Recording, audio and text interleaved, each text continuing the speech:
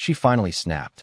That's the first thing that ran through my mind when I saw the giant red letters smeared across my front door: loser, fraud, dripping like she wanted the whole neighborhood to watch me bleed.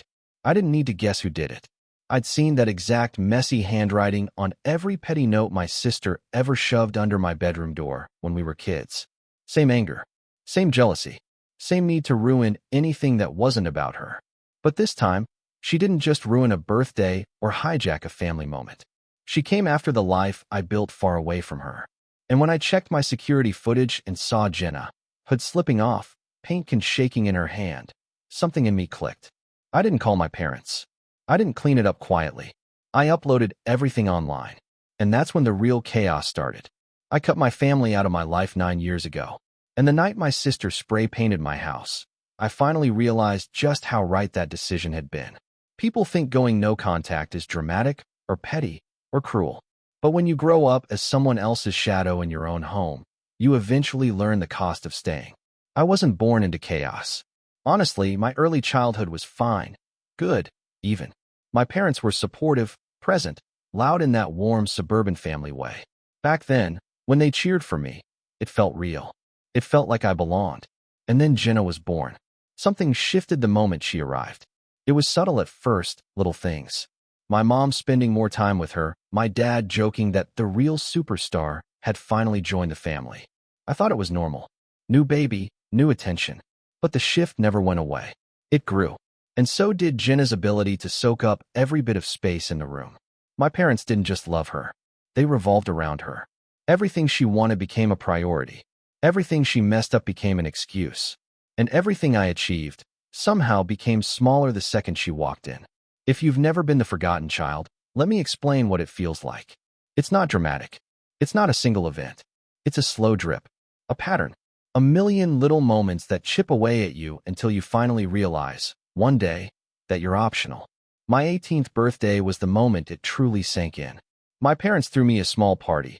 Family, a few friends, nothing big. For once, I thought, okay, this is actually about me.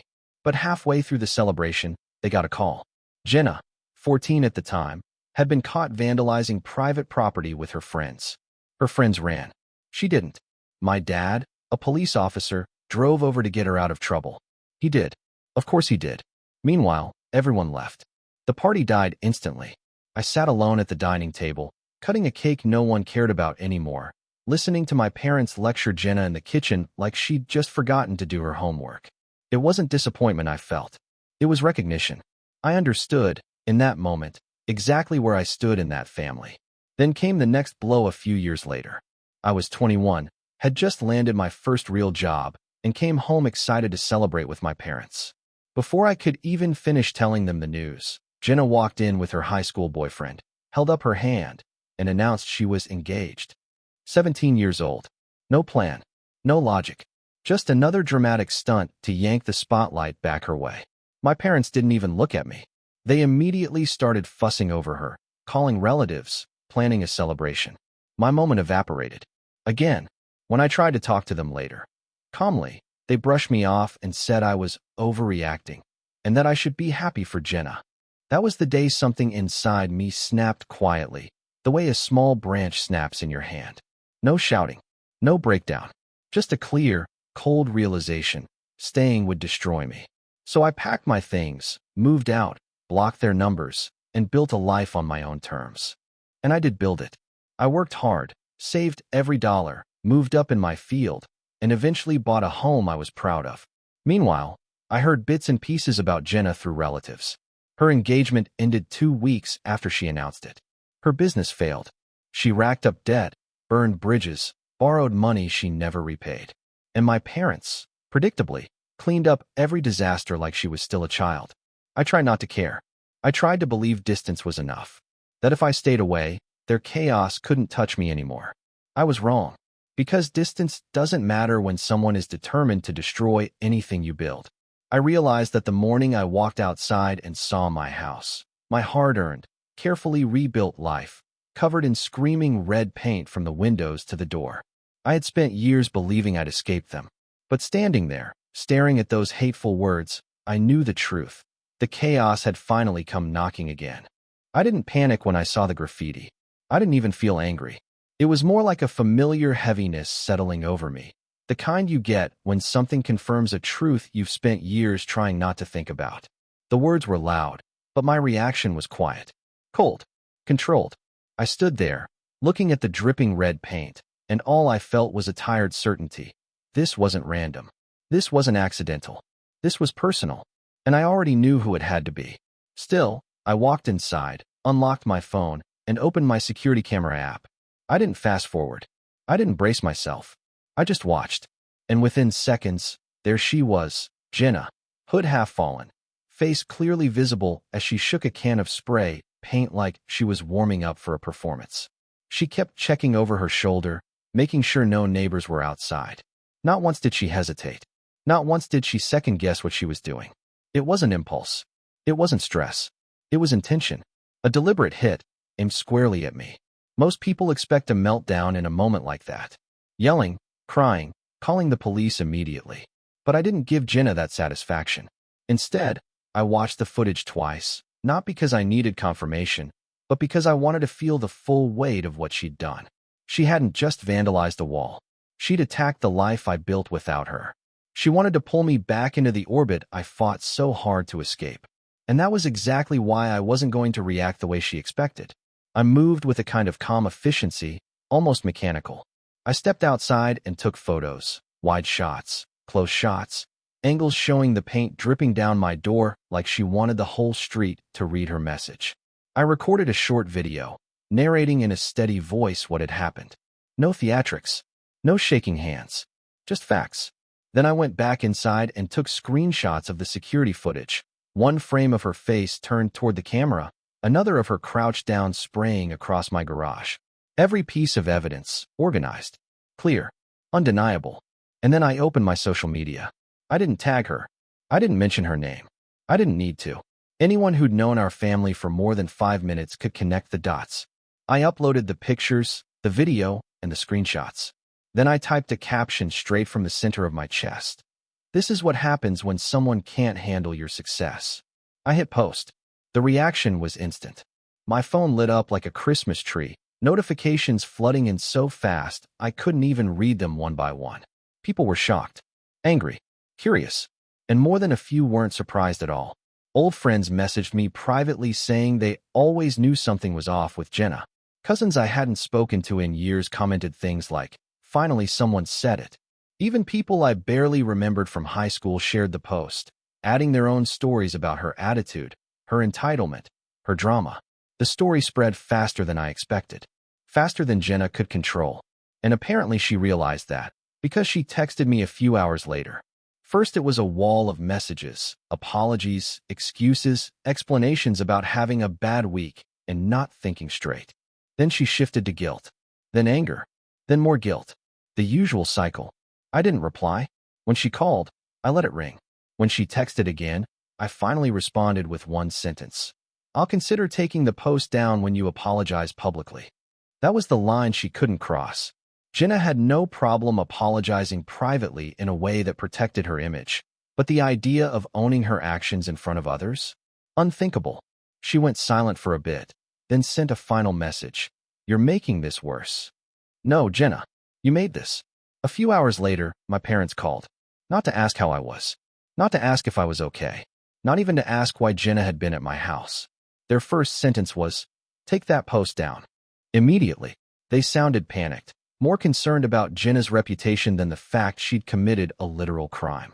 They accused me of being vindictive, dramatic, cruel. They said I was airing family business and ruining Jenna's life. I stayed calm. I told them exactly what I told Jenna. I'll take it down when she apologizes publicly. My mom started crying. My dad started yelling. I hung up. And as my phone kept buzzing, calls, messages, opinions from every direction, I sat there in the quiet. I took a breath. And for the first time in years, I felt like I wasn't the powerless one anymore. I wasn't the forgotten kid. I wasn't the easy target. But what I didn't know, not yet, was that my post wasn't just exposing one act of vandalism. It was about to crack open every secret Jenna had ever buried. And I had no idea just how far the fallout would reach. My post didn't just get attention, it exploded. Within 24 hours, it wasn't just circulating among people who knew us. It broke into local groups, then bigger pages, then ended up trending in a way I never expected. And when the internet decides to dig into someone, it digs deep. People started sharing stories, screenshots, old messages. Someone posted a thread titled, "If you've ever been screwed over by Jenna, comment below." It had hundreds of replies. There were people she'd borrowed money from and never paid back. People she'd ghosted after promising to repay debts. An ex-boyfriend who said she manipulated him into covering thousands of dollars worth of bills. A girl who said Jenna stole cash from her purse during a party. And more than one person brought up her favorite line, "My dad's a cop. I don't get in trouble."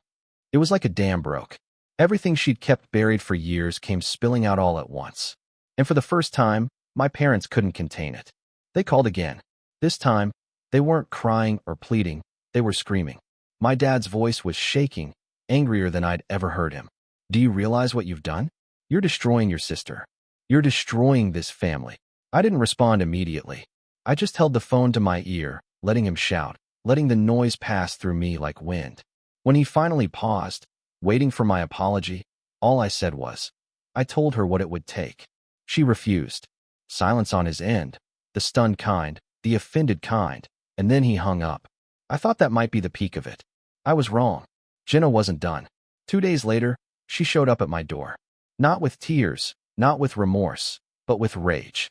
She pounded so hard I thought she'd break the wood. I opened the door, but I didn't step aside. "You ruined my life," she shouted, moving like she wanted to storm inside. "No," I said calmly. "You did that. You posted lies," she snapped. "It's footage from my house, Jenna. You were holding the spray can." She tried to talk over me, piling excuses on top of excuses, stress, pressure, people turning against her, my fault, everyone's fault but her own. When she finally ran out of breath, she looked at me like she expected me to comfort her, or at least soften. Instead, I told her the truth she had avoided her entire life. This isn't revenge. This is consequence. That stopped her for a second. Just a second.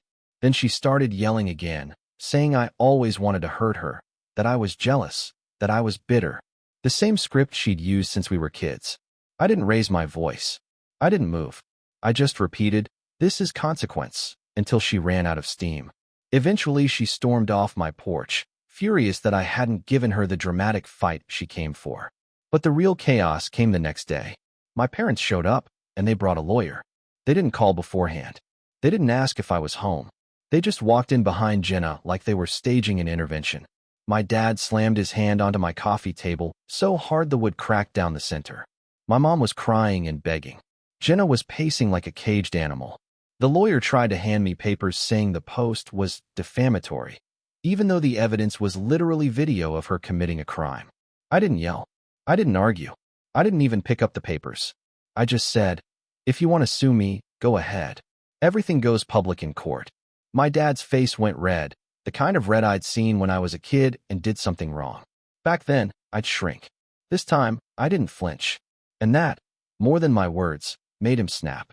He stormed out. My mom followed him, sobbing.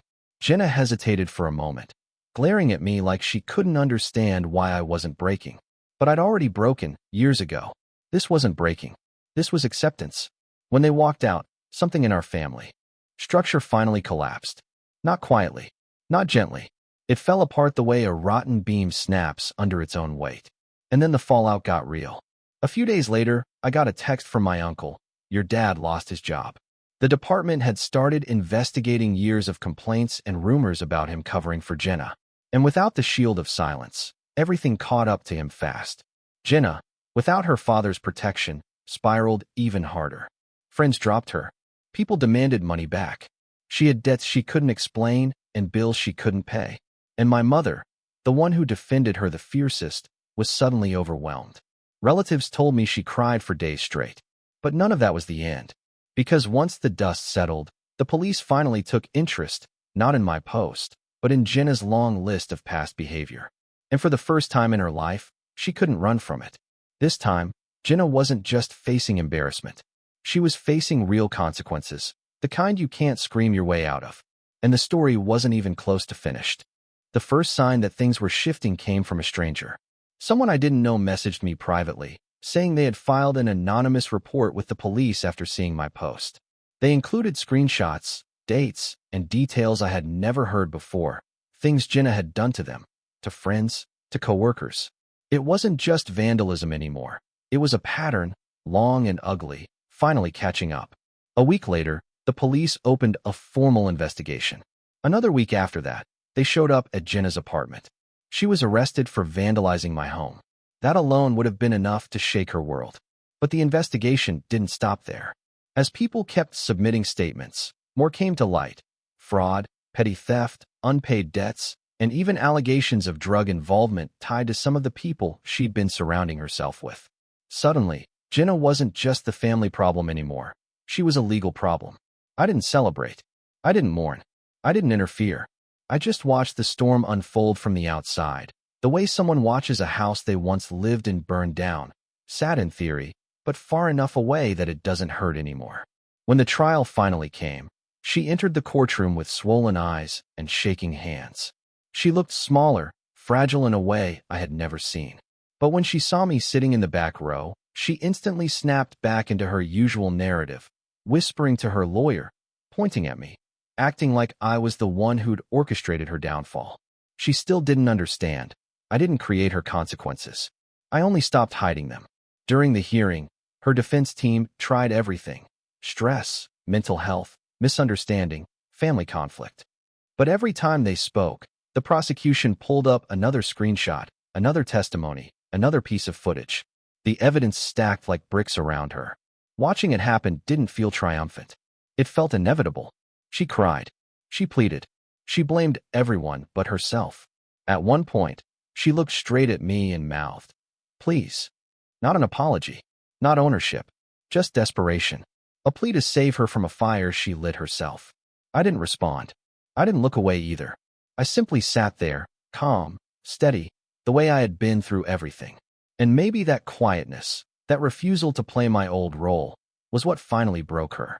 The judge read the sentence slowly, giving time for each word to sink in. For years in state prison. No reduced time. No parole. The room stayed silent for several seconds after. My mother sobbed loud enough for everyone to hear. My father stared at the floor like the sentence had been handed to him instead. Maybe, in a way, it had. Because while Jenna was being taken away, my dad's career was already in ruins. Every rumor about him covering for her had resurfaced. Every time he used his badge to shield her became part of the official record. His retirement was revoked. His reputation, decades of work, dissolved in a matter of weeks. My mother didn't fare much better. She fell apart emotionally, crying to relatives, insisting that I had gone too far. Even though she never once addressed what Jenna had done. Not really. Not honestly. She sent me a letter, long, emotional, full of apologies, but missing the one thing that mattered: accountability. I didn't respond. Not out of spite, but out of clarity. You can't rebuild a bridge if the foundation was never meant to hold your weight. As all of this unfolded, my own life moved forward in a way that surprised me. Work thrived. I made new friends. I traveled more. For the first time in years, my life didn't feel like something I had to defend. It felt like something I owned. People asked if I would take down the post now that everything was over. I didn't.